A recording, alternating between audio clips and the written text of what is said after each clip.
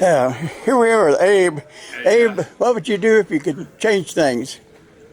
If I had to start all over again, I would probably have replaced General McClellan much quicker. I think that would have probably made the biggest difference that I can think of. Yeah, cool.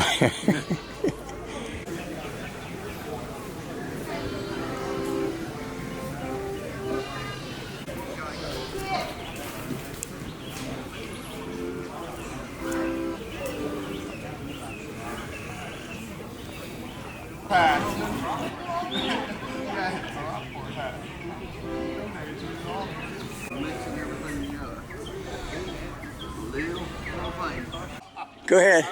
Let's see if she'll notice this. My Aunt Sandy's inside, and I'm going to try to scare her with this duck. I'm going to try to get up above here.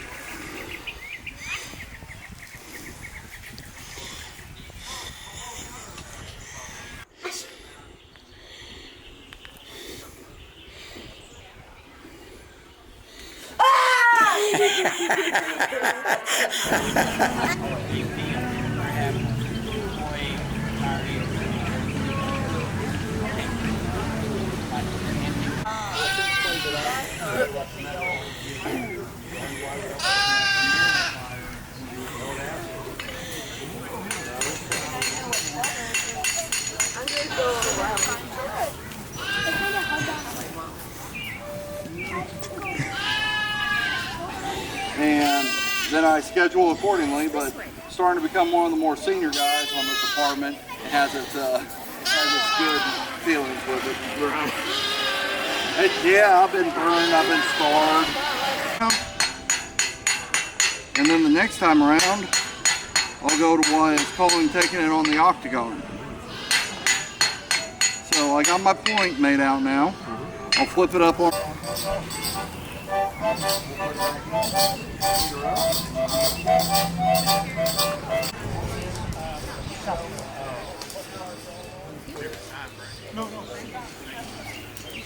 They can drink and they can dance, they can bark.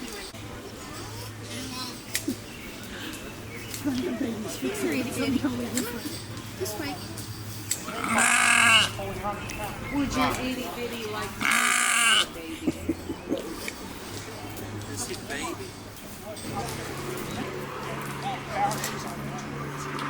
Annabelle.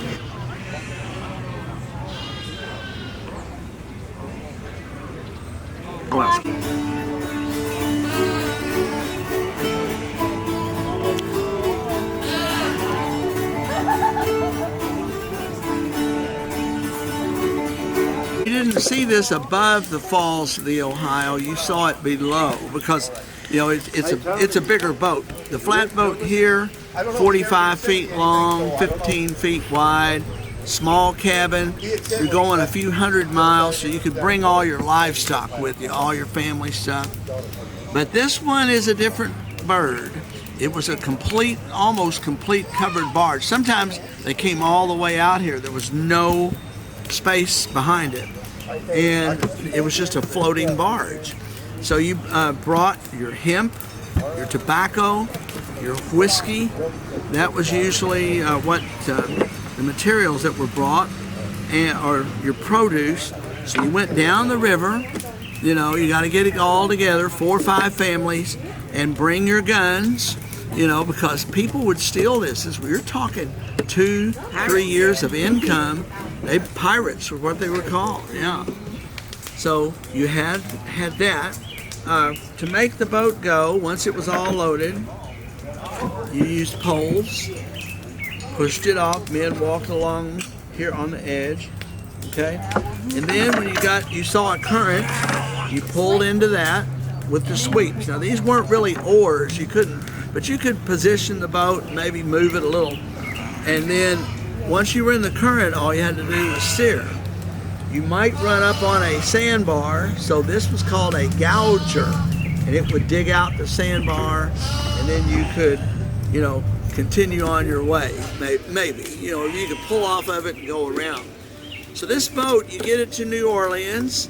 Before 1803, you looked up what was called the collectionneur, the French tax collector. You had to pay duties on all this. Later it was the Americans. So the American harbor master, you would go in, pay your money. Then you got all this Spanish silver, and you decide that you're going to sell the boat as well, because it's not coming back. It's a one-way boat. And so you sold your yellow poplar logs. That was what most cabins that you still see today are still standing. They're yellow poplar. And that brought a pretty good price. The woodmen, you know, the sawyers would buy it. And so then you had to walk back the Natchez Trace, the most dangerous highway in North America, because you had a bunch of Spanish silver, maybe French gold, depending on the year. And the bandits knew. They said, we want their money. It's going to be easy. So that's why you traveled in groups. And at night, about 4 o'clock, you decided you were going to make your cook fire. And then you moved on. You put the fire out and moved another 10 miles down and laid up in a cane brake until morning and hoped they weren't out on the road to see you. You know? So.